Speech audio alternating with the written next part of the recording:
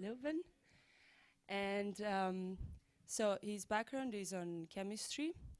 After his master's, he pursued a PhD in the University of Leuven that was primarily focused on fluorescent proteins, but in the meantime, also advancing methods on super resolution microscopy, mainly on resolved. After that, he saw that one very primary question on that field is the actual development of fluorescent proteins and biosensors, so he moved on to focus more on these questions with his postdoc, which he did on the same university, but then he went off to the US for a while in Johns Hopkins in Baltimore. And so his work, since he started his group in October 2015, is a little bit around, let's say, starting from development of fluorescent proteins, smart fluorescent proteins, also on genetically encoded biosensors, and then moving on to developing methods for super resolution microscopy, mainly on SOFI, as well as software for these techniques. So it's really a pleasure, and we'll leave it up to him to start if he's ready. I'm good to go. Okay, yes, great. Thank you. All right. So yeah, thanks for the very nice introduction. Also, massive thanks to the organizers. It's been fantastic. I was gonna insert a picture of our skiing trip yesterday, but didn't get round to it. I mean, it's been great. I'm so grateful to you guys. It's been fantastic. But okay, let's also do a bit of science here as well.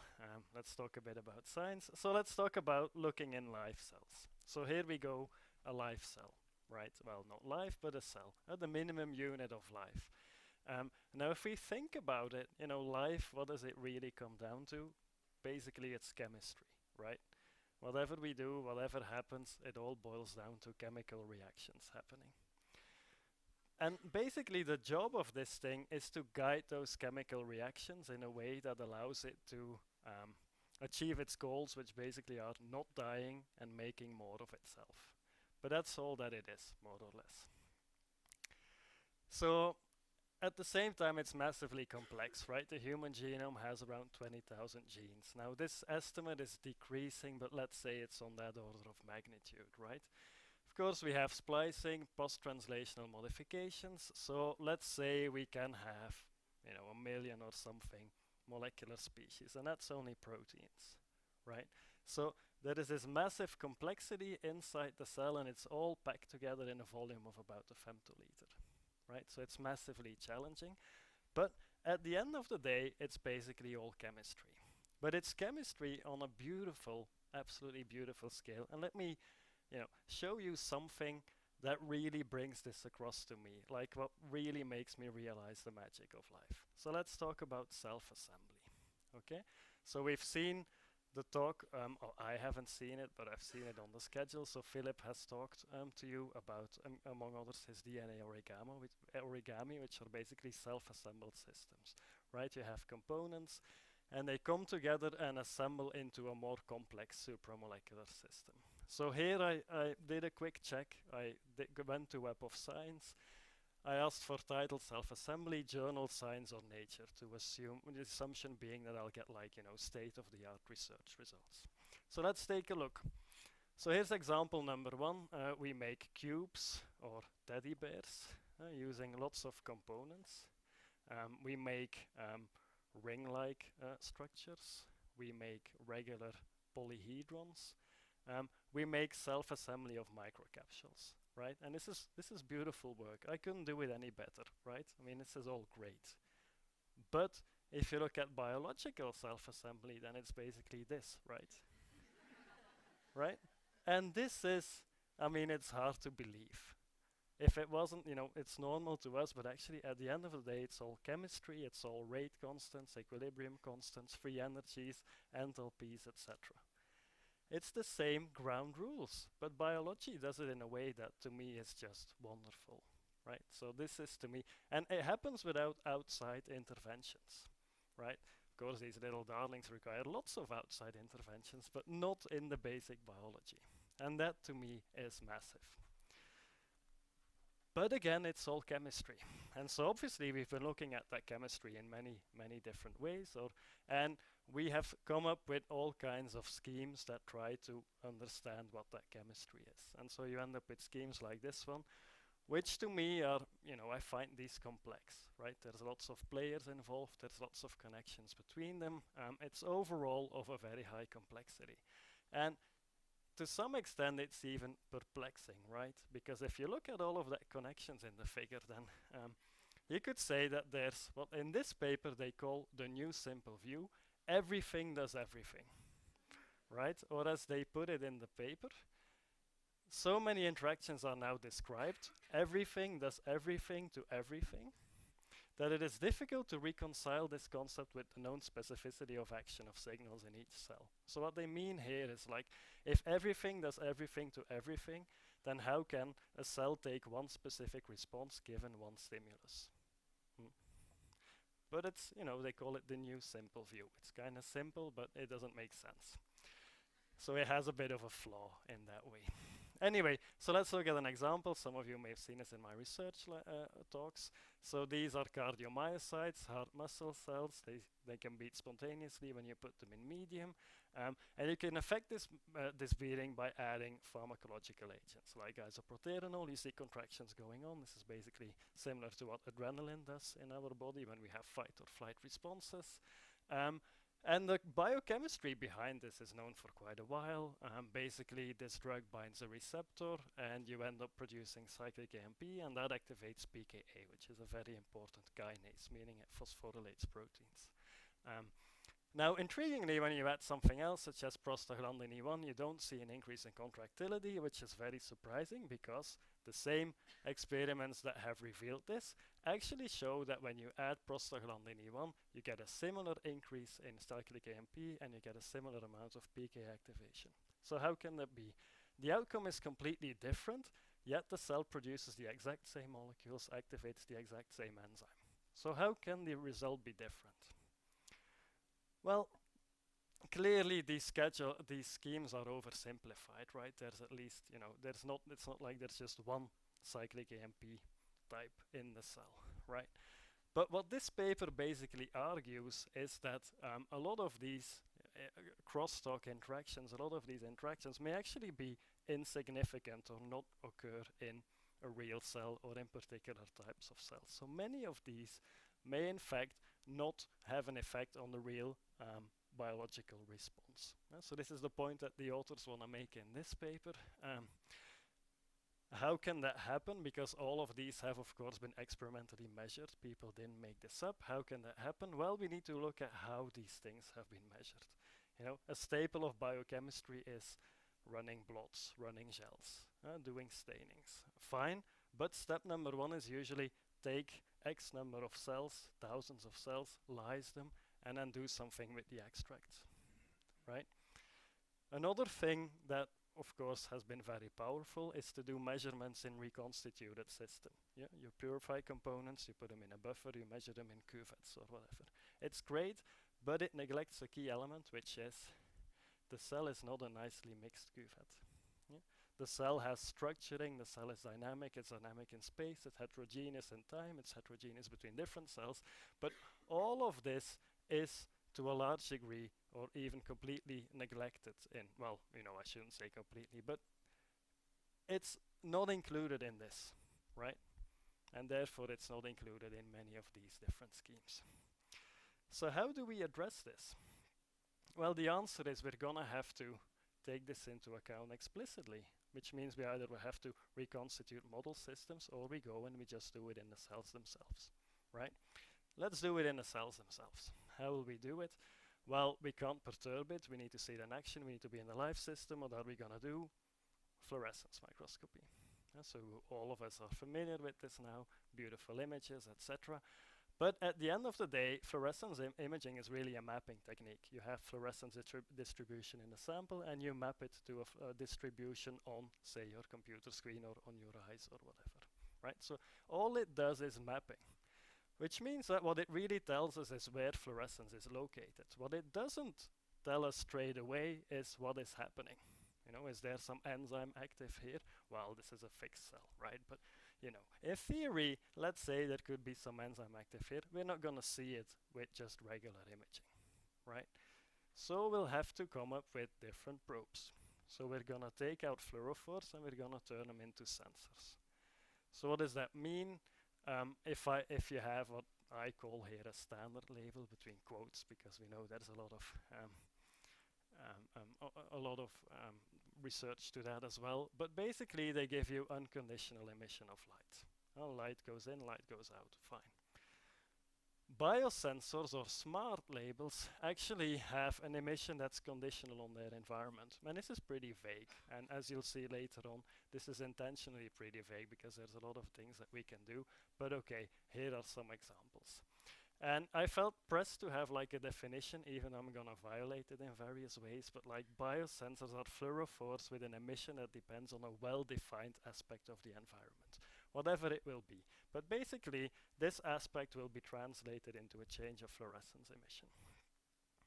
So what do I want to do in this talk? So in this talk, I've assumed that you basically know very little about biosensors, which may be completely incorrect, but I kind of felt that it fit the theme of the school. So I'll give you an introduction to the very basics, or at least try to give you an introduction to the very basics.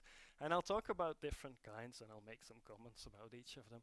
I'll talk about markers for gene expression, translocation-based sensors, intrinsic sensors, thread-based sensors, a few complications that can arise that I just want to discuss. And then in the end, if I have time, I'm going to talk about blinking-based sensors, which is pretty neat, and which is where our own research really comes into the picture. But I don't know if I'm going to get there, right? But we'll see. So I'm counting on Nina to like, where are you, Nina? Yes, since I don't have my little timer here, I'm going blind, cruising blind here. Right, markers for gene expression. Biosensors, lots of different types of them, right? I made a bit of a selection. The easiest sensor is the sensor where you don't have to do anything, right? So fluorescent proteins have this great genetically encoded fluorescence, meaning that I can actually already use them as a sensor for gene expression, right? If the FP is part of the gene being transcribed, if I see that fluorescence appearing, I know in this cell this gene is being expressed. So there you go, a biosensor, I don't need to do anything. And this is an example, actually a project that we're working on in the lab. I assume that many of you have heard about stem cells, a lot of hype around them, of course a lot of it deserved, a lot of sensational headlines that turn out to be much less meatier than promised. But basically, stem cells are nice because they're cells that can differentiate into any other type of cell. So there's, people would like to have them to grow new organs, for instance. And so pretty neat, pretty cool.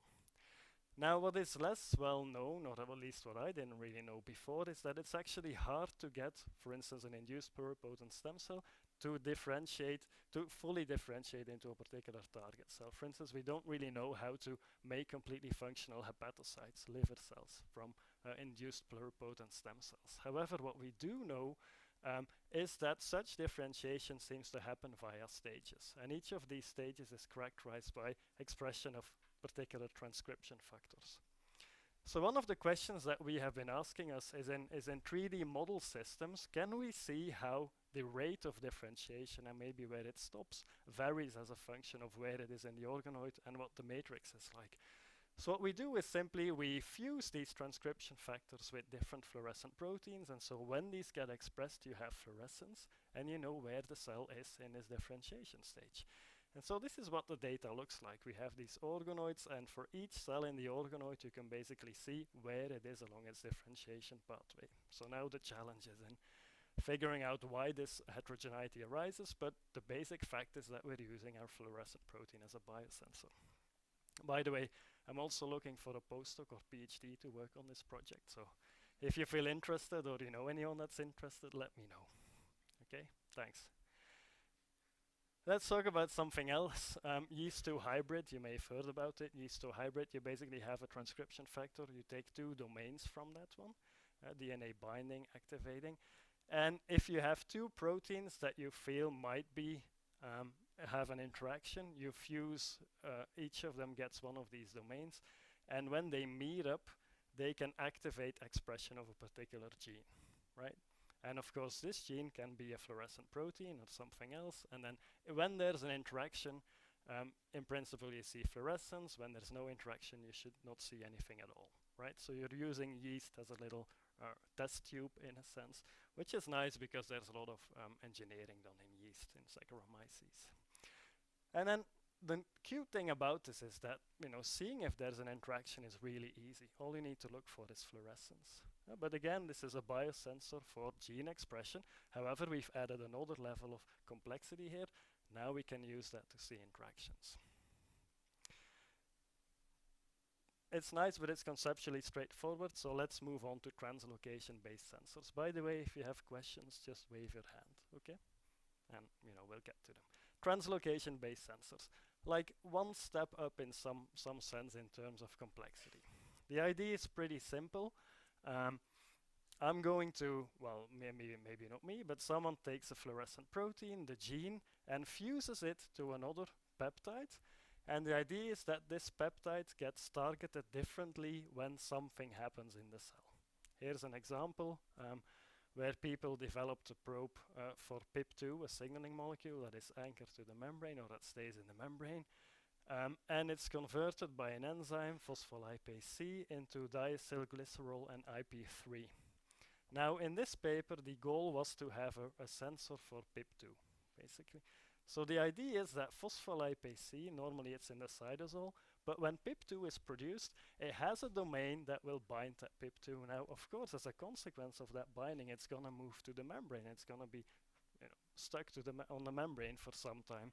So the idea is pretty simple. Take our FP, attach the binding domain from PLC, and then when PIP2 is formed, it's going to go to the membrane. Does it work? Yes, it does. This is an example of what it looks like before cytosolic.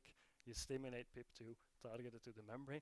So our biosensor's telling us PIP2 is being formed. And actually it's present here because here's a little movie where they're going to stimulate PIP2 production via a gradient. So there's a gradient that will stimulate more PIP2 than here, and you can really see accumulation of that PIP2 response at that leading edge of the cell. And it turns out that this accumulation, that the gradient in this accumulation is actually much steeper than the external gradient that's applied, which tells us that there's a nonlinear response in this signaling, which is really cool because we get that data easily, but otherwise imagine how difficult it would be to get that, to know that, right? Without biosensors, that would be very hard. But conceptually, it's easy, right? Things move, and when they move, something's happening. Now we can extend this. For instance, there was a recent paper that uses this to look at kinase activation. But because it's kind of easy, I'm just going to move on. And we'll talk about intrinsic biosensors. And by intrinsic, I mean that we will take advantage of a property that is intrinsic to the probe itself. And we've been talking about fluorescent proteins, so let's keep on doing that. We're going to take advantage of an intrinsic dependency of the fluorescent protein. What do we know about intrinsic dependencies? Well, there's a couple of those. I assume you've heard about them, or at least a few of them. But for instance, let's take pH. All fluorescent proteins are sensitive to pH, right? At high pH, you typically see a lot of some anionic band, and at low pH, you'll see some protonated bands. And this is why, if you look at spec sheets for any fluorescent protein, this is from a website called FPbase, there will always be mention of a pKa. And basically, if you go to a more acidic pH, typically your fluorescent signal disappears. Now, this is a disadvantage in many cases, like we like to have unconditional, stable, bright emission for many experiments. And this is kind of inconvenient, but every downside has an upside, right? This dependency means that we can actually have a sensor for pH. So whenever you have a probe that depends on something, you can get really depressed and be like, I have to get rid of this, or you look at the upside and you say, hey, this might be a sensor for whatever it is. So let's take the upside. Let's make this into a sensor. Great. So this is wild-type GFP, fluorescence excitation spectra as a function of pH. So there's the pH dependence. Perhaps this would be a sensor. The underlying chemistry behind this is really nice. Excited states, processes, all the spectroscopists in me is very happy. But I'm not going to go too much in detail. I assume you've seen that before. But basically what it ends up being is a change in protonation of the chromophore. And this is responsible for that effect. Of course, looking at this thing, I mean, yeah, there's like a dependence, right? But it's not really day and night, and this is already a pretty big range, like from 7.5 to 5.5. That's 100-fold difference in H plus concentration. So the response is not all that massive, right? But let's engineer it. Let's improve it. And what I'm going to do is I'm going to walk you through how this can be done, and I'm going to use that paper as a guideline, right? So let's look at what they did, because it kind of neatly represents how one can go about this. Usually what you will do is you'll do some kind of rational engineering, like you'll try to reason and improve in this way, and then typically you'll polish it up by doing directed evolution. So I think Robert talked a bit about directed evolution, so I'm not going to go into too much detail about that. You can also, of course, say like, I'm only going to do rational engineering, but usually that doesn't work out so well. You know, you still, you know, leave something to be desired, unfortunately. But purely directed evolution is also often a bit of a slippery slope. There's nothing telling you that you'll move in the right direction. So usually go with rational engineering, polish it up a bit. So again, this is our case study here, 1998, or if I remember correctly. So what is our rational design choice? Well, we know it's about a change of protonation. So to induce a pH response, maybe we should look at how can we affect that protonation, right? How can we somehow transmit bulk pH to the environment of the chromophore more efficiently? Well, here we look at all of the fundamental science that we've acquired. There's actually a proton network that you know is involved in this protonation, and I assume you've heard more about this. So I'm going to gloss over this a bit. But what do we do if we see something like this? Well, step one is maybe we should mess with this network, right? Let's do something there. Kind of, you know, blunt, direct. Let's see where it takes us. So what do? They focus on 7 key positions, so you can find them back here in this scheme, known to be part of the proton relay network. Great, now we know what we want to change. What do we want to change it to? A couple of options, something specific, something random, something restricted random. What do they do here? Well, they'll say that, look, histidine has a pKa that's sort of close to the range that we want to see. So let's try putting histidines in there. And they say, okay, we have one mutant that has a reduction here and increase there in emission induced by this pH shift. So it's you know, looks great. But the response is still not all that nice. So time to polish it up. How do we polish it up? How do we do directed evolution? Well, you know the basic scheme, right? Mutate, look at the one you like best, do it again until you're satisfied. That's kind of what it boils down to. Means that we have to answer questions. Questions such as, what range of the protein do I want to mutate? Do I want to mutate a residue, a couple of residues, a whole stretch of it, the whole protein? You know, we have to choose. How many mutations? Mutate all at once, a few, introduce incrementally, you know, we have to decide. What mutational spectrum, like mutate to any amino acid, mutate to a couple of amino acids? What do we want? What type of variability do we want? How big should our library be?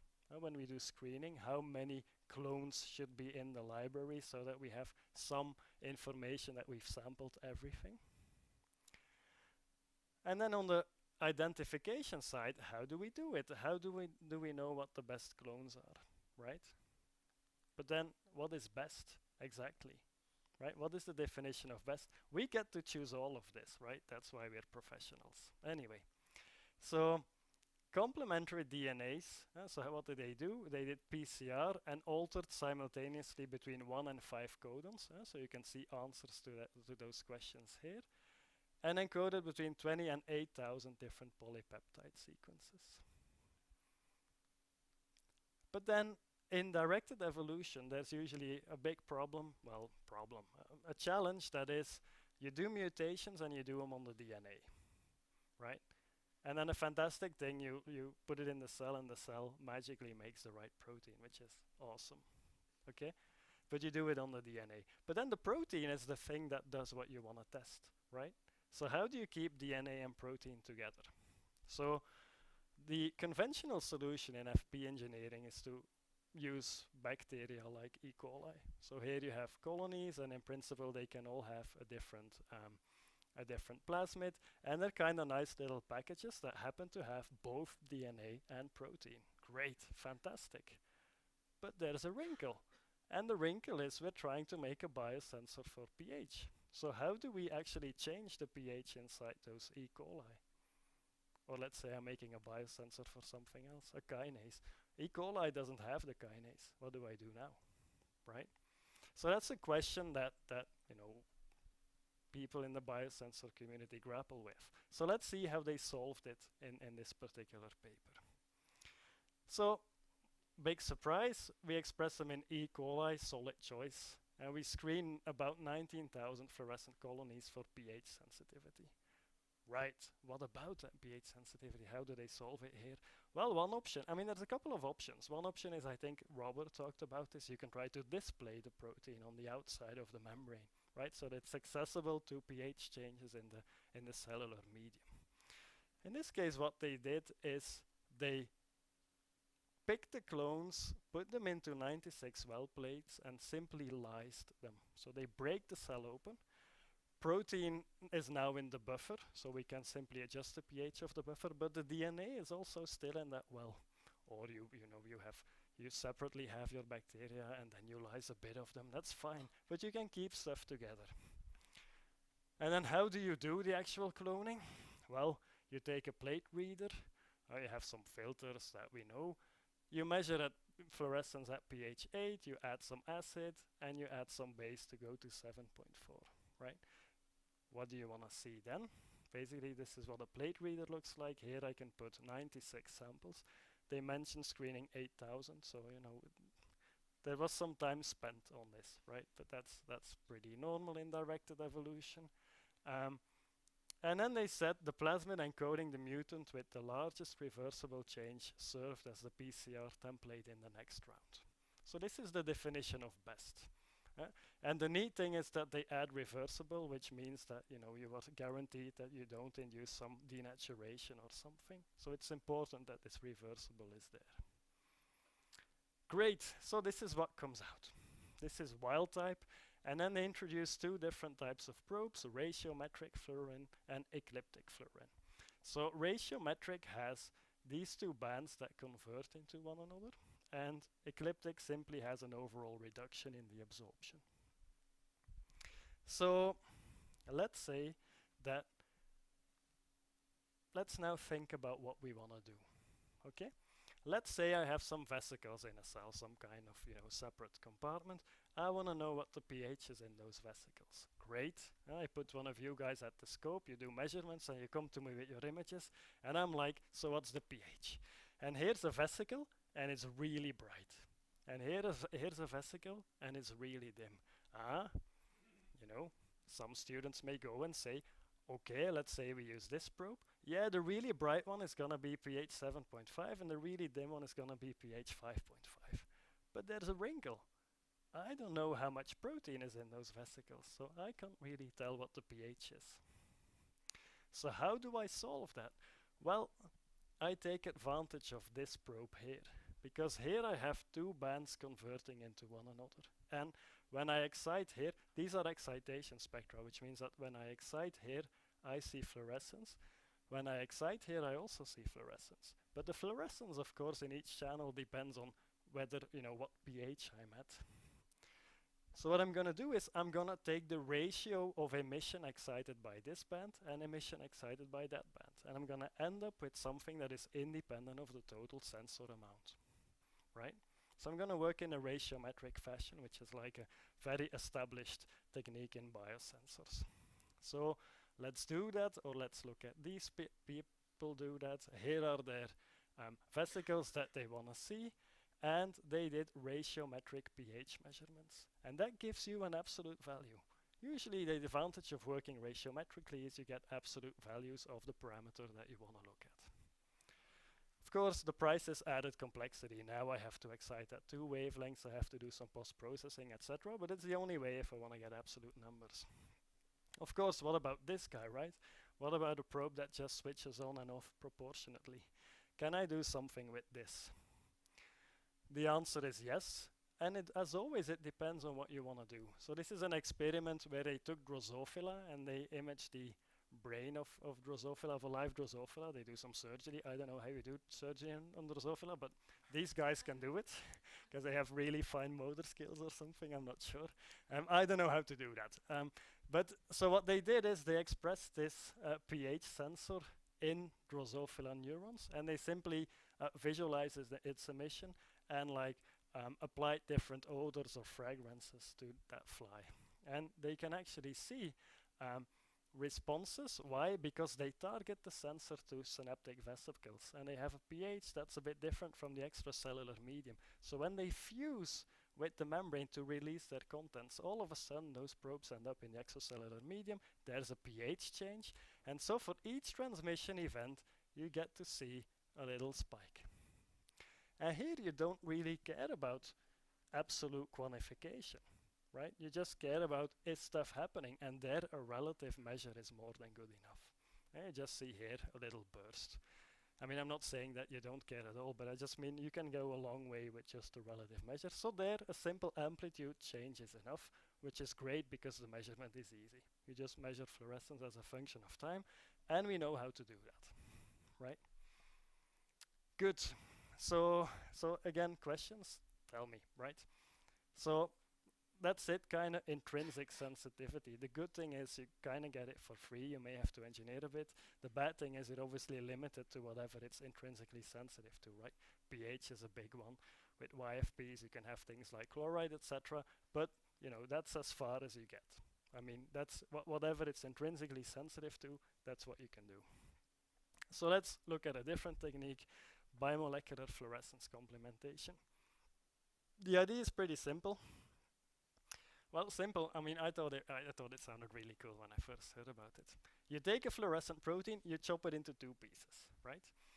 And it turns out that when these pieces meet up again, they can actually assemble to form, so non-covalently assemble to form a functional fluorophore. So you form a protein, and it can make the chromophore, right? It's not going to do it in 100% of the cases, but to some extent it's possible. So the idea is you have two proteins that you suspect may interact. You fuse one half or one piece to each one of them, and when these guys meet up, these end up in close proximity, and I see fluorescence emission. So easy, I see fluorescence, there's some kind of interaction, and everything's great. Now the nice thing is that, so you chop it into two fragments, typically one is smaller, one is larger, and actually the smaller fragment can even be shared between two different fluorescent proteins, such that you can even look at multicolor type associations. How do we get those BIFC probes? There's a number of different ways. One way is to start from something called a circular permutation. So I think Robert has told you about those, right? So I'm gonna gloss over it. Basically, you introduce new termini. You bridge the original ones, you introduce new ones, and then you can sort of say, you cleave here again, and voila, two fragments. Conceptually, it's like swapping two domains, two parts of the protein around, cleaving, and you're done. Well, no, you're not done, but you have a candidate BIFC sensor. Typically, you may also have to rescue this a bit because you compromise the performance, but we can skip this mostly. I mean, this is where engineering comes in again, but we've done that, so let's move on. Here's an example application. This is again Drosophila. Conceptually, it's not hard. These people want to look at odorant receptors. Do they associate or not? You fuse one half to one of them, you fuse the other or the other fragment to the other. When they meet up, in principle, there's fluorescence, easy to detect. Now, there's also a bit of complications with BIFC. Like conceptually, it's very beautiful, but the complication is as follows. This is a test experiment where they fused the two fragments to two peptides that have an inducible association. When you add a drug called rapamycin, these two guys are going to meet up, and then you can start having BIFC. That's a theory, right? So here's a plot of that over 10 hours. 37 degrees, 30 degrees, let's do 37 because 37 is nice. And you add rapamycin, these associate quickly, but you can see that the fluorescence increase is pretty slow. It takes hours, right? So complication of BIFC is that this association, first of all, it's unlikely to be complete. Like not all of them will be fluorescent. Second of all, the time scale is fairly slow for doing that. Why is that? Well, because your fragments may assemble, but then they still need to make the chromophore. And making the chromophore is, it appears, a challenging task for fluorescent proteins. It takes time, at least minutes or longer, to basically do this. And of course, this gets worse and worse as you need more steps to be performed, right? This is why red probes tend to have a harder time maturing than green probes to some extent. The second problem that is really fine here, so minus means no rapamycin, should be no interaction here. And at 37 this is fine, but you see here at 30 degrees you see a fluorescent signal even though there shouldn't be any interaction. So with BIFC there's always a risk that the fragments are just going to meet upon their own and become fluorescent, even though these two may not actually interact.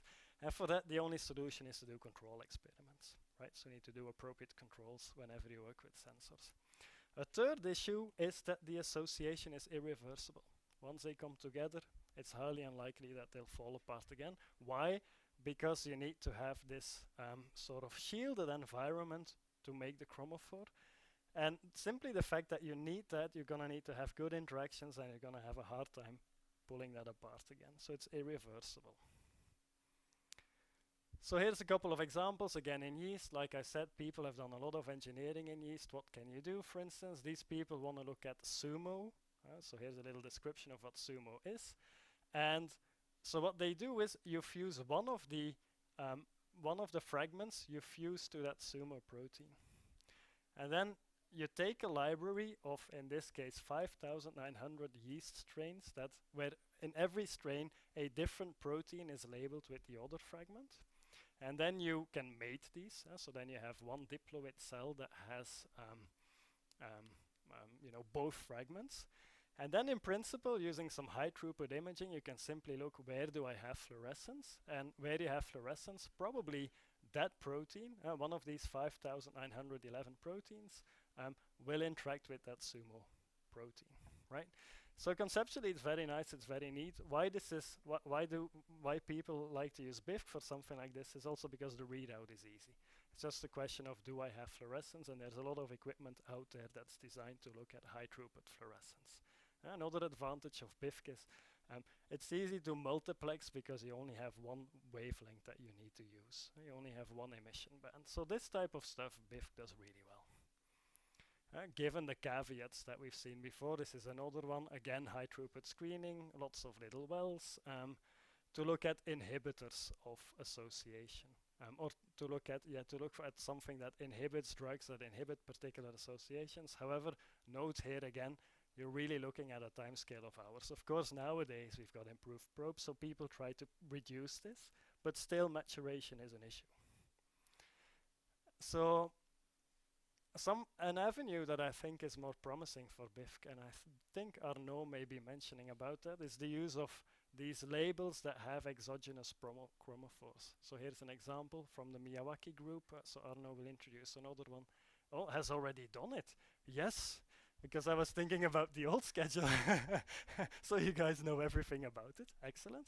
So this is exogenous chromophores. And this is a really cool movie. That's why I took this paper. I like this movie, where you see that you don't have any fluorescence with the protein. You don't have any in the cofactor. You mix them, you get really bright fluorescence. And this is really promising to do BIF because here your chromophore already exists. So this is the way to go about reversible BIF rather than via fluorescent proteins, in my own personal opinion. And this is, so they found this in eels. I put this movie here because I think it's cool. Okay. Not much more to it than that. Yes, Luke? Like, how would I make such a thing? Right. You would look for ways to cut this protein into two fragments, basically maybe, two parts that interact with the binding site. And then you would simply hope that you find one where the protein complements when there's an association and then can bind the dye, or bind it in a way that you get fluorescence. Well, the chromophore is free in a sense, right? So it can, the chromophore is not encoded in the protein. Yeah, but yeah, I think Arno may be the best person to like really discuss this. But this is neat because you get away from having the chromophore needing to mature, which really kills the FPs in this way. But you know, they're still useful, right? Anyway, not criticizing. Single FP based sensors. So we go for another class now. Single FP based sensors. So I think Robert has been talking about these. Unfortunately, I missed this talk. But like, I'm not going to dwell on these. I'm going to go pretty quickly. But the concept is really neat.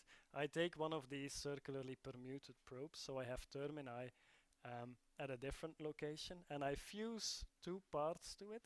So I fuse, basically I fuse two components. And the idea is when some stimulus that I want to detect happens, these two are going to associate. Right? And we are free to pick any stimulus as long as we can come up with two motifs that are going to drive that association. So the key example is calcium. So I'll be talking about calcium a bit more later.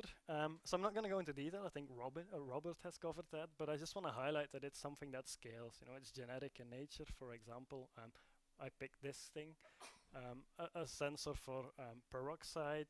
There's others as well. I just picked this one because yeah. It's sort of one of the early ones, and I added some text here, and I am sure you're all reading this already. But the idea is that we have a protein from E. coli that responds to H2O2 by modifying a cysteine that can then form a sulfur bridge with another cysteine. This is great because that's what we need. We need to have an interaction that depends on the parameter that we want to see, right? So conceptually, it's really nothing more than this. We have our circular permutant, we have two domains, these guys are going to interact. When they interact, this sort of schematic cleft is going to close, the chromophore is going to be stabilized, and poof, there you go, fluorescence emission. Yeah, so this is neat. And again, I mean, the nice thing is that here there's lots of opportunities to let your imagination run wild, right? What you need is a good interaction, and then in theory you make a sensor. And these are some images from this paper where they look at two cells, they stimulate H2O2 production, and then they show time traces here. And I'm not familiar with this metabolism, but all I want to say is that, as they mention here, they actually see two different types of responses. And again, this is something with a biosensor, it's easy. If you have classical ways, how would you do this, right? So biosensors really enable you to see new biology, and this is really cool in my opinion. So as promised, not too much about those. Let's move on to FRET-based sensors. So I'm going pretty rapidly here, but yeah, this is also a neat class. So FRET, Foerster resonance energy transfer, not fluorescence resonance energy transfer, because there's no fluorescence being transferred, there's energy being transferred. So I'm like, as a spectroscopist, I have like principled reservations against fluorescence resonance energy transfer. So what is it? Well, you guys are aware of this. Radiation as transfer of energy depends on a number of things: spectral overlap, distance, relative orientation, rate constant of fluorescence of D. So this is an intrinsic property of the excited state. Extinction coefficients of A, coefficients because it's a spectrum. So how do we use these things to do as sensors? Basically, the idea is simply, I'm going to have some system in which FRET varies depending on whether my stimulus is present or not. And any of these parameters, like a change in any of these parameters, can be used to make that sensor. However, usually the easy ones are distance and orientation, right? The other stuff is, you can't really use that for sensing because it's mainly static. So you focus on distance and orientation. And here's an example, an early example, 1996. The group of Tien, who is, of course, as we all know, really maybe the godfather in a sense of biosensing or genetically encoded sensors. So here they fused two fluorescent proteins together. There's a protease-sensitive site. You add protease, poof, you see FRET changing. And so this is a really cool demonstration of the concept. And then there was this landmark paper, I think this is 1997, where they described FRET-based fluorescence indicator for calcium 2+. A lot of famous names here, called chameleon. So they called this thing chameleon, and it's really sort of a defining moment for thread-based sensing, and it has spawned an architecture that really continues to live on because it's just so useful. Here's the idea. I have two proteins, a donor and an acceptor. In between I have two domains. One of these is gonna bind whatever I'm interested in. Let's say it's calcium, okay? This can bind calcium when it's present. This thing can recognize when this has calcium bound, and it's gonna bind it under those conditions. Okay, so this thing is in a cell, it's happily floating about. Well, so, you know, cells, actually the cytosol in a cell is not not like, you know, a buffer or something, right? The cytosol is very crowded, and it has total protein constants of like tens of milligrams per milliliter, which is something that, you know, in the lab we have a hard time reproducing. So you should never think of the cytosol as being this nice little fluid that we know from our cuvette experiments, for instance. Anyway, this thing is floating around in that cytosol, calcium appears, it binds 4 calcium ions, M13 sees that, M13 binds this really tightly, and these two guys approach or get together, and in principle we see a change in thread. And indeed we do. These are emission spectra, so you excite the donor, you do it in the absence of calcium, you do it in the presence of calcium, and you can see that indeed you have a change in thread efficiency when you have calcium or not. And you can actually you know, quantify that using purified constructs, and actually Amy has done a lot of work on sort of calibrating responses to metal ions to really go quantitative. But again, here the key to going quantitative is to do something like ratio imaging, and specifically what you can do is you can take the ratio, for instance, between emission observed at this wavelength and emission observed at that wavelength, and that gives you something that's in principle independent of sensor concentration. So what does you know, a microscope that can do this, what could it look like? This is one of ours. As you can see, it's a bit cluttered. However, it actually works well. Here we have an LED light source. This can be a lamp, this can be a laser, whatever. Something that gives light. Light comes in, here there's a dichroic, here's your objective, sample goes here, emission goes back, passes through the dichroic, here's the emission, here's the camera, and here we have a fast change filter wheel. This is simply something that can rapidly switch between two different emission filters. So what do? You have one of these, you have one of these, and you have two images, one having this and one having that. Excellent, great. So now we can do it on cells. You get, this is from that paper. Yeah, okay, voila, cells, they light up. But then you can actually look at how they respond to calcium. You can add various stimuli of calcium. You see, you know, strong responses. You see oscillations that kind of tail off. You see, okay, this is really harsh ionomycin. Here you basically expose it to the calcium concentration that's outside the cell. But basically, you can really see the response. You can really see calcium dynamics in the cell, and a lot of cool stuff such as these oscillations. Again, how would we see this without biosensors? But I'll come back to those later. And of course, I think we have seen this movie. I think Hide, you showed it in your talk or not? Yes, so Hide showed it. This is fantastic, right? I mean, I love this data. Yeah, well done, Hide. Thank you for making this movie. And just look at what it tells us. Spontaneous dynamics, synchronized changes. You're not going to do this with Western blotting, right? I mean, really, biosensors, it's fantastic. So a bit about quantification. So the raw signals that you measure is emission in one and emission in the other channel. This is a sensor for pKa, protein kinase A, or cyclic AMP dependent kinase. Here you stimulate pKa, and actually I should have rearranged my slides a bit, but I didn't. But basically when pKa is active, you have high thread. And that's what you see here. You stimulate pKa, YFP goes up, CFP goes down. Great, excellent. So then we go, hey guys, let's make this ratiometric. Voila, divide up, ratiometric. Well done. Now, the problem is, if you look at images, that gets harder, right? Here's a YFP image, here's a CFP image. Cells don't look particularly nice, but you know, for the sake of argument, bear with me on this. So what you can do is simply, I'm going to divide this one by that one. But actually, there's a whole layer of complexity because if we have background, etc., etc., I'm not going to go into that.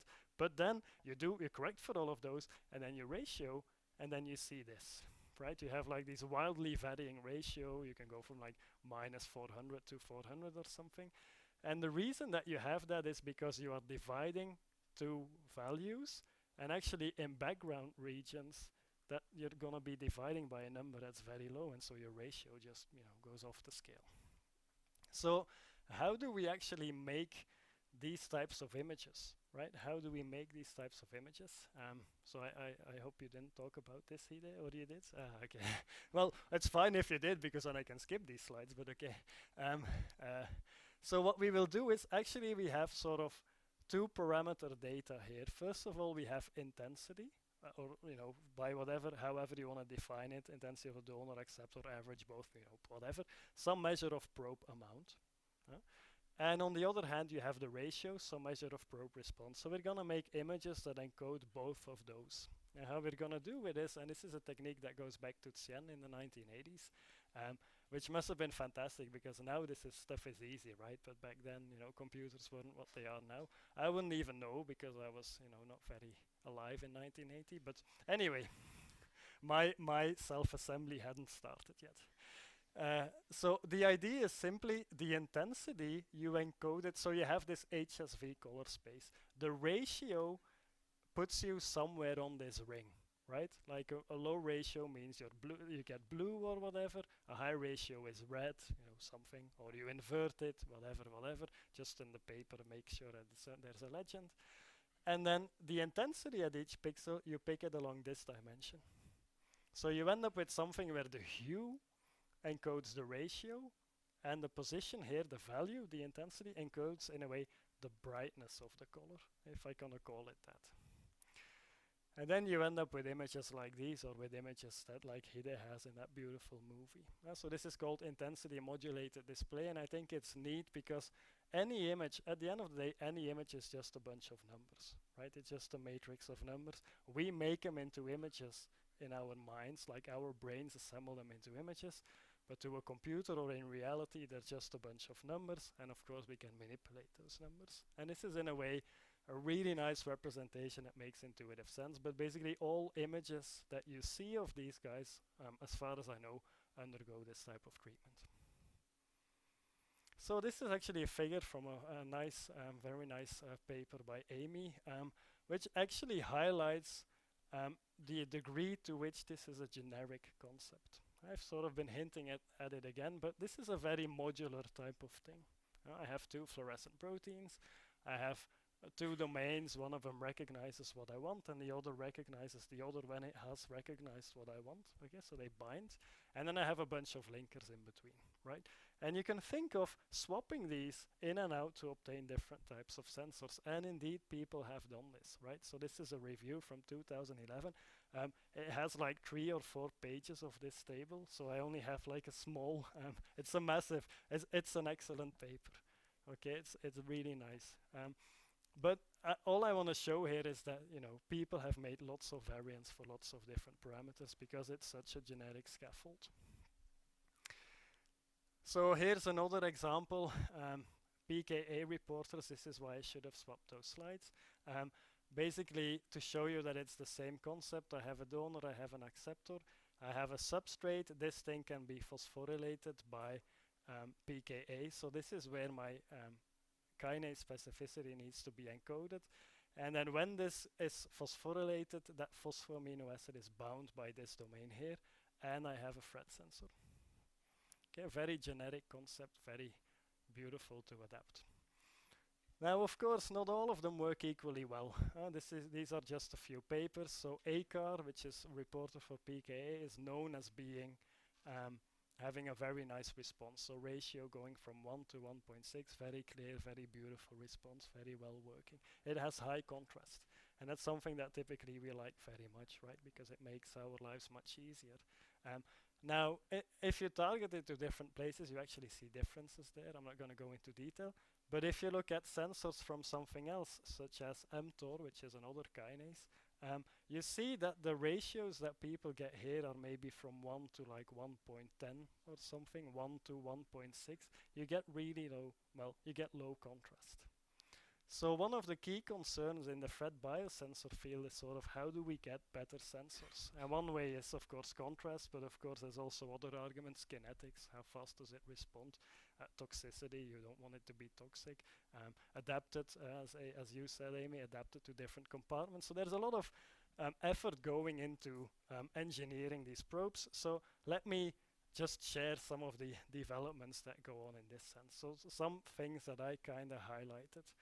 One of the landmark papers here in FP engineering was actually this paper in PNAS from the Miyawaki group. So Atsushi was actually the first author on the chameleon paper.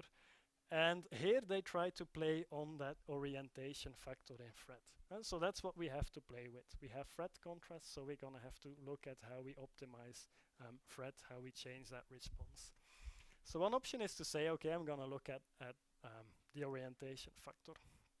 So the idea is I have my sensor, and so one of these termini is going to be fused to the rest of the sensor. So then it's going to be my binding domain, my recognition domain, my donor in this case.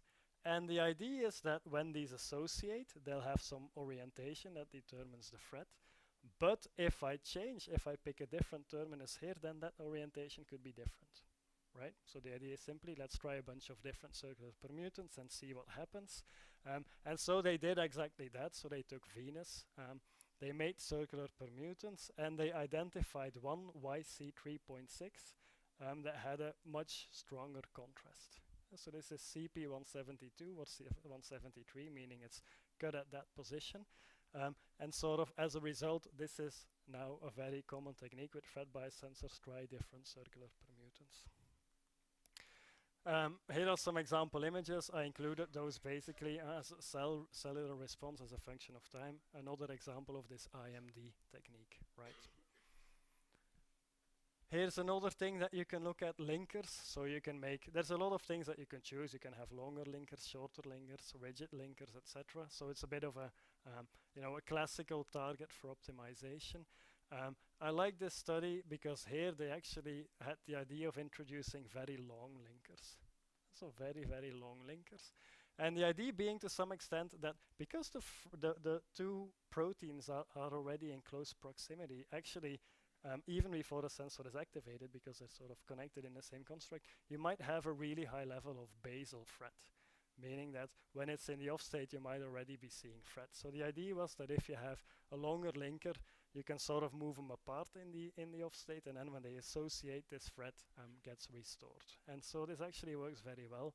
Again, here is that ACAR probe where they show that by adding this very long linker, you get a much better or much higher response, a much higher contrast. But it's sort of something that a lot of people have looked at, linkers, and I'm just highlighting this here, but there's a lot of effort that has gone into this. Unfortunately, I can only pick a couple of papers, right? Other things that people have looked at, of course, is looking at the probes themselves. Can we have better fluorophores? And so this is an example of a paper where they actually tried to look at probes intrinsically suitable for threat. So as you can see, they did directed evolution. But as I said before, in directed evolution, you can choose what is your criterion for best, right? So you can choose that criterion in a way that best is, for instance, having a good threat response. So that's exactly what they did here. They have a bunch of mutations, and they end up with two probes that they called SciPet and YPet. And intriguingly, when you look at their text, they say the amino acid substitutions present were distributed throughout their structures with mutations, beneficial mutations occurring both proximal and distal, close and far from the chromophore. Which kind of hints at the fact that these threat sensors are complex, right? There's many interactions at play. Some people feel that, what is important is that two probes, that the two FPs have some natural affinity to associate, etc. All of this, the way you can read it is that there are no real clear-cut rules in what should be done. Threat sensor optimization is to a large extent a laborious process. Other challenges that people have been trying to look at are, of course, changing the colors, right? Going from cyan yellow, which is sort of the gold standard, to say green and red or other color combinations, so that you can do multiplexing with other probes, or so that you have less scattering by going to longer wavelengths. And this is something that historically has been different. You also have to combine proteins from different families in many cases, not always, but in some cases. And additionally, what you have as a problem is, of course, that maturation is much more difficult when you go to red probes. So FP maturation is a big one, and if you have a thread-based sensor where a lot of acceptor doesn't mature, then of course your response will always be low, right? So historically that's been a challenge. Of course, people are getting better and better. Another thing, of course, that you tune with this is your Forster distance, right? How easy the transfer occurs, and I'm gonna write on the blackboard because I feel every lecture needs me writing something. When I give a lecture, I need to write on the blackboard. Okay, I'm kind of, makes me happy. So if you look at the theory behind thread, you know that it has this r to the 6th dependence, right? Sort of proportional. So this is a very bad drawing. This is also standard of me drawing on the blackboard, but I keep doing it. With this 1 over r to the 6th dependence. And like where it's at 50%, this is your Forster distance, right? So if you have good thread, if you have like, two probes that are highly suited for thread, then your Forster distance goes to further away, right? Goes to, to the between, it's always 0 to 10, but it goes more to 10 than it goes to 0, right? Now, what do you want to have? Well, it depends on the probe, right? Because if your probe changes the distance in between the two, like from here to there, then this is a small change, right? But if it has the exact same change from here to there, then you're looking at a much bigger difference. And so your R node, it's not that you want to have it as big as you can do. Ideally, it really depends on what the sensor can do. But that's something that often, we don't really know. But like, it shows you that it's not the case that we should always push for having like great thread overlap, and then it's also harder to unmix them, whatever. Okay, so there we go, written something on the blackboard.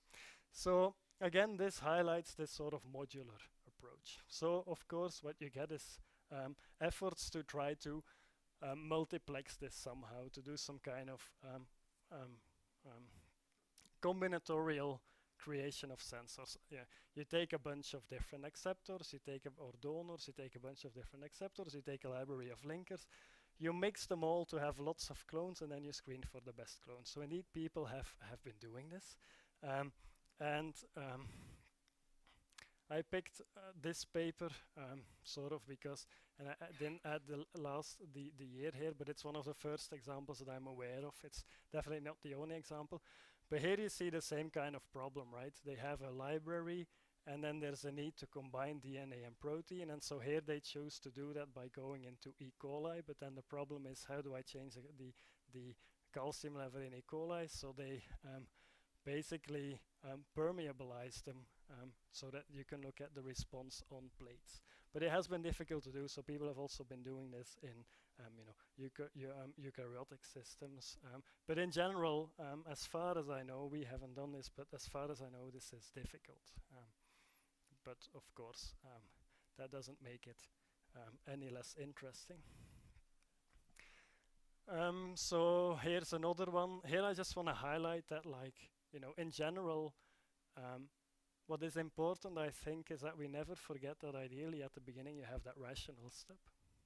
In many cases you need that first rational step, and then you can optimize. So there's a tendency to look at it from an engineer's perspective, like I need to add more clones, I need to have a bigger library, but I think what's really important is we need to look at the system and try to work rationally. And this is just an example where they reasoned that in the skull modulin domains you have 4 sites for binding calcium. So if you abolish these, you actually end up with something that has better kinetics and it turns out higher sensitivity. But that's because you make that, you look at the system. You look at what it can do, you look rationally at it before you start using your combinatorial optimization. And this is also cool here because they actually had the structure. So this is not the only paper, but they tried to measure the structure of the biosensor in the calcium-free and the calcium-bound form by small angle X-ray scattering. So as far as I know, no one has done this using conventional crystallography, so there are no atomic level pictures of these probes, as far as I know. But with small angle X-ray scattering, they can actually get the outline. And then you can really see how these sensors behave in the on and the off state, which is pretty cool, and shows that actually the cartoons are usually much more dramatic than reality, as is, always the case, right? But still, this is neat. This is powerful. So here they actually did a sort of a hybrid thing. They did bacterial plate screening, and they moved also to screening in hippocampal neurons, which is of course great because these things are organism dependent. But usually it comes at a much higher expense, right? So you need to have support of an institute with strong financial means. So I'm not going to say names here. It's not KU Leuven. That I will say. Anyway, so let me just put in some quick examples. This is from Pierre Vincent in Paris. He looks at dopaminergic neurons in brain slices. So brain slices is basically, I don't do this is hearsay, but you have a mouse, you take out the brain, and you cut it into slices. So the mouse dies, but the brain lives on, like the neurons live on, well, in some sense. So you get slices where the neurons are alive, and you can image those. You can put those on a microscope. You keep them at not 37 because the brain is not at 37. You keep them at 35 or something, and you add some medium, whatever, and the neurons live on for a while. And of course, they have their original geometry and connectivity. So here, Pierre actually introduced a sensor for cyclic AMP, an important messenger. So here we see cyclic AMP using basically the same basic architecture. And there was some controversy in this field because it turned out that there are two different types of dopaminergic neurons here. One which expresses dopamine D1 receptor, which responds to binding of dopamine. So dopamine is a neurotransmitter, which responds to this by producing cyclic AMP indirectly. And the other ones express the D2 receptor, which responds by inhibiting production of cyclic AMP. Okay, so they have opposite responses. So here in these brain slices, this should be a movie. Here in these brain slices, they target here, first of all, they produce cyclic AMP in the D2 neurons. And so the challenge for you guys is to figure out now which ones are D2. And then here with this drug, they actually show the D1 neurons. And so you can visually really see which ones are the D2 and which ones are the D1 neurons. So there was some controversy in the field regarding this because people had measured completely different binding affinities for these receptors, which turned out to be essentially artifactual in nature. But using these biosensors, you can really see responses to particular dopamine concentrations, and actually intrinsically their responses are opposite, right? So what Pierre could do based on this kinetic biosensor information is you can start modeling all of this. You can start to put the network into place, look at the rate constants, really build a kinetic model of what happens.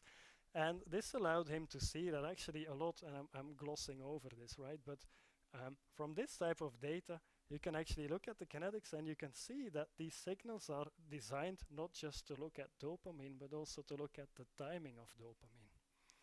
And it turns out that dopamine, not an expert on this again, this is from Pierre, but it turns out that we have continuous pulses of dopamine happening in our brain at say a frequency on the Hertz range. And when we have a reward, when there's a positive stimulation, this speeds up a bit. And when there's a negative experience, like, imagine this dog, Pavlov's dog, he hears a little bell, out comes the food, reward, dopamine goes a bit faster. Then you ring the bell, no food comes up, disappointment, dopamine slows down, right? So the kinetics, it's not just about how much we have, it's also about the kinetics of how it's delivered. And this is something, again, how would we do it without biosensors? Well, for some of these, like for calcium, you can do electrophysiology, etc., right? But for cyclic AMP, that's kind of hard. So the strength of that is not just in having pretty movies, but really at being able to like see how the network is assembled. This is another landmark example. Here they used intermolecular thread, which is of course also very nice, but the problem is that you may have unbalanced expression of the donor and acceptor peptides. So what is written there? 10 minutes, right, thank you. And so here, this is neat because here they had these cardiac myocytes, and they could actually see when they induced stimulation of cyclic AMP, they could actually see that the kinetics of this differed depending on the region of the cell, which kind of goes back to what I was saying. It's not homogeneous, it's structured, and that heterogeneity, is essential for understanding how we can have, for instance, signaling specificity.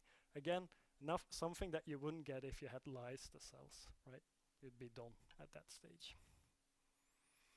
Here's another example, Frank Rieke at Ghent. This is actually from the John Albeck lab. John had a tissue that stably expressed ECAR, a sensor for ERK activity. ERK is another kinase. He activates it with EGF. And as you can see, again, this is beautiful data. This is really cool data. However, what I want to point out is, first of all, you see this clear rise of activity going on. Bam, there you go. But then you see that it's not, intuitively, what you would expect, textbook biochemistry is like ERK activity goes up and then it comes down again, right? That's, what I would have expected. But what you see instead is that you start seeing these oscillations. You see these timing dependent patterns going on. And in fact, it turns out that this is now increasing, so this is now really being recognized as being an important element of signaling, right? The timing of those pulses actually affects how the cells move on, how the cell fate. And so, as I said, now increasingly being recognized that, for instance, for ERK, it may not be so much about the steady state, how much activity that I have, but it may, in fact, or a lot of it is really about the dynamics. Do I have pulses? When do I have pulses? How big are the pulses? Maybe what are the pulses compared to something else? All of these arise in some non-linearity in the response some way, yeah, right? But the point is that there's a lot of, thanks to biosensors, to a large extent, we are now appreciating that this is really an intrinsic part of, for instance, signal transduction. And this is an example of what Frank does with this. So he's interested in cell death, apoptosis or necroptosis. So there are two different ways. Apoptosis is the clean death. The cell kind of, says, okay, this is it, packages itself up and, dies. Great. Apoptosis is very natural, right? The classical example are sort of these little, your fingers. These are created because the cells here, they die via apoptosis. Yeah, so apoptosis is natural and an important part of life. However, there is also necroptosis, and necroptosis basically amounts to the cell sort of exploding. And in doing so, it of course, scatters a lot of its components into the environment, and other cells detect this and respond via inflammation. And inflammation is actually, in some conditions, a really important problem, like ischemic reperfusion.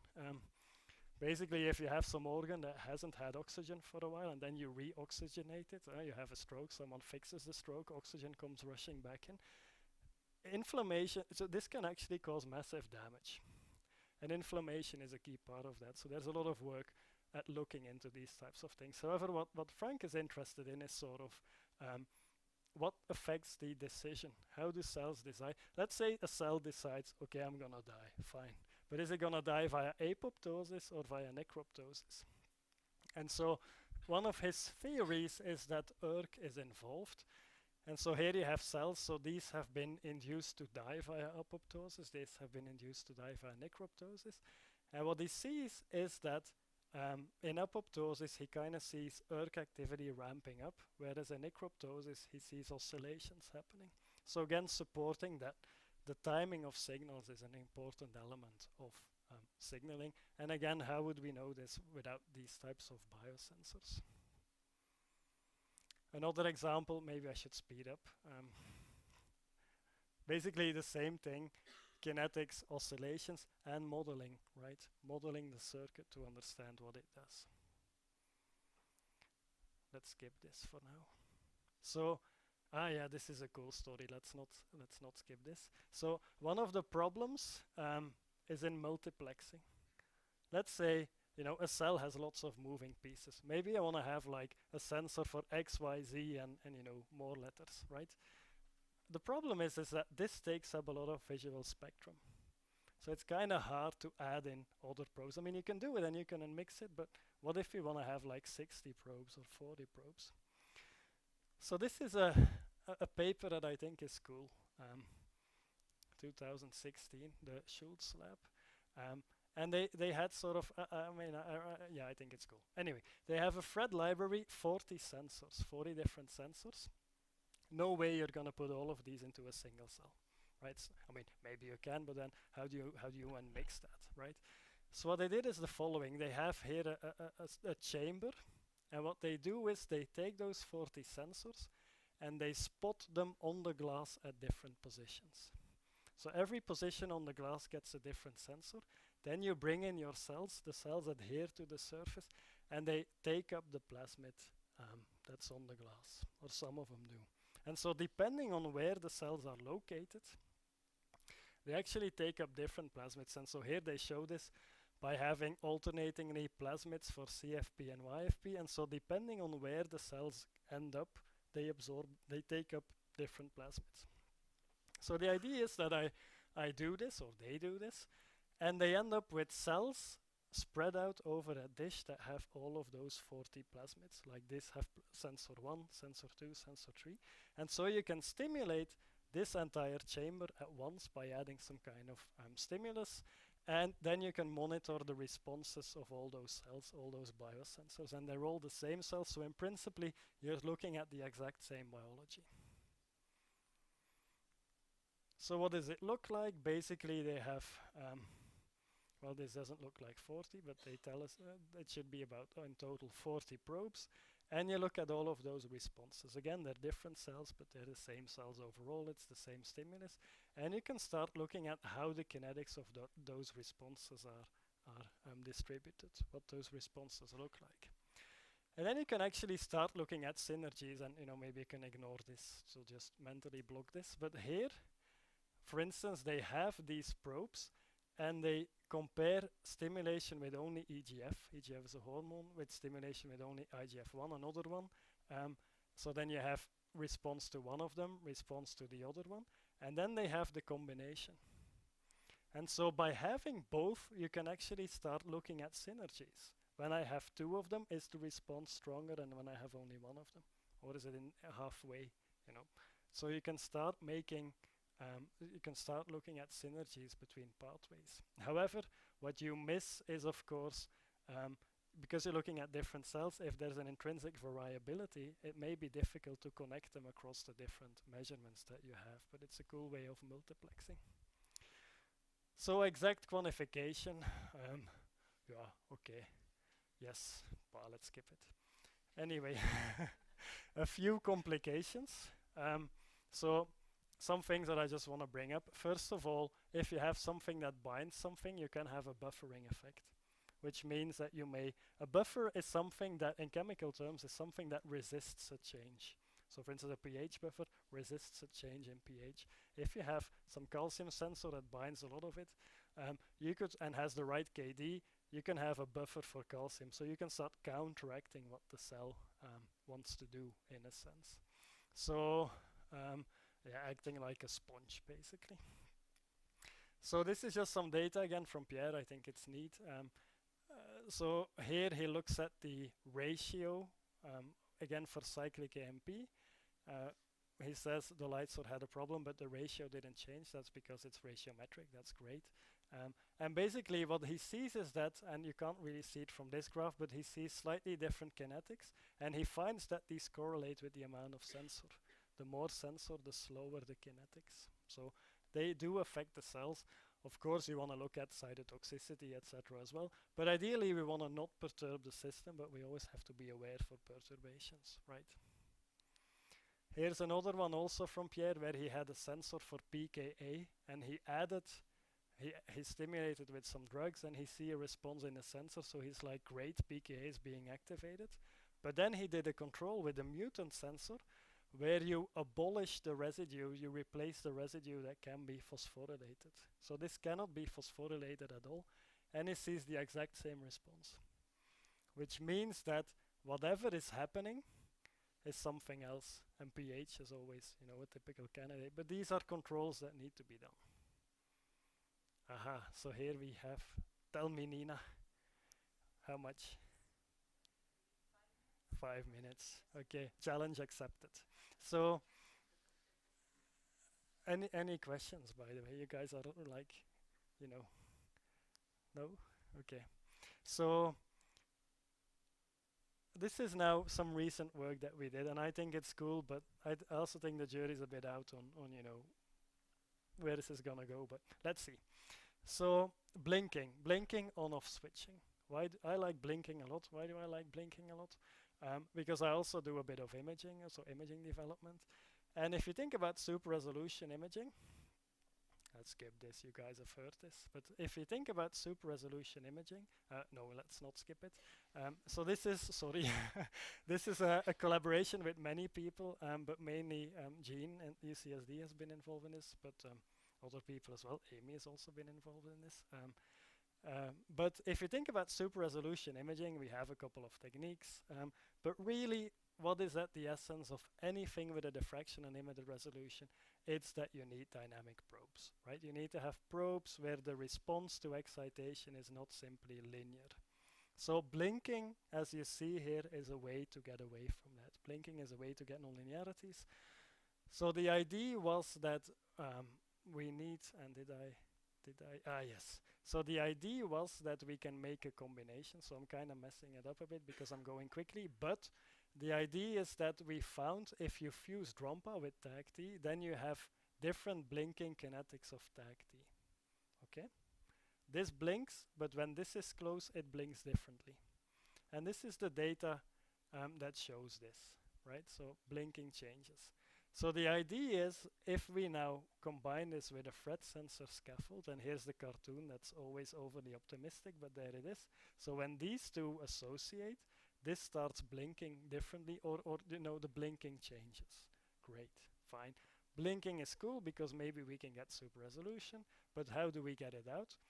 So there we use a different technique called SOFI, and SOFI is basically a technique where you measure multiple images of a dynamic sample, of a blinking sample, and because the molecules blink, at every pixel you get different values as a function of time, and so you calculate the cumulants of that distribution at every pixel.